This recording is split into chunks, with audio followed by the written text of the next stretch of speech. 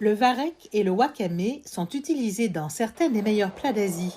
Dans le district de Liuchunkou, de la ville chinoise de Dalian, les pêcheurs ont eu une récolte exceptionnelle d'algues cette année et le rendement par unité a augmenté d'environ 20% par rapport aux années précédentes. La région a ainsi formé une chaîne industrielle complète.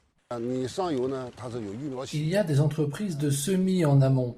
Nous faisons tout, de la culture à la transformation, en passant par la réfrigération, l'emballage et le transport.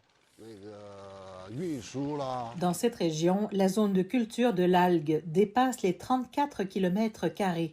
C'est l'une des principales zones de production en Chine. Le gouvernement local a cherché des moyens d'augmenter leur valeur marchande pendant des années.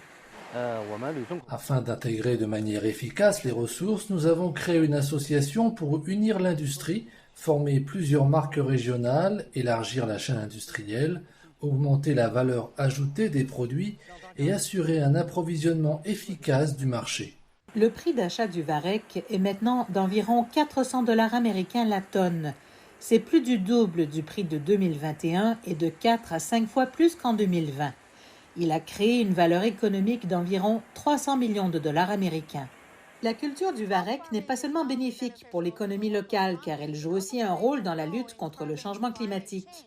En fait, les scientifiques ont découvert que les forêts d'algues à croissance rapide ont la capacité de stocker de grandes quantités de dioxyde de carbone, aidant à équilibrer les niveaux élevés de nutriments dans les eaux environnantes. Ces qualités aident les algues à créer de bonnes conditions de vie pour d'autres fruits de mer de valeur commerciale. La région a d'ailleurs pris des mesures pour diversifier ses activités. Nous cultivons aussi d'autres fruits de mer tels que des huîtres, des oursins, des pétoncles, des poissons, etc.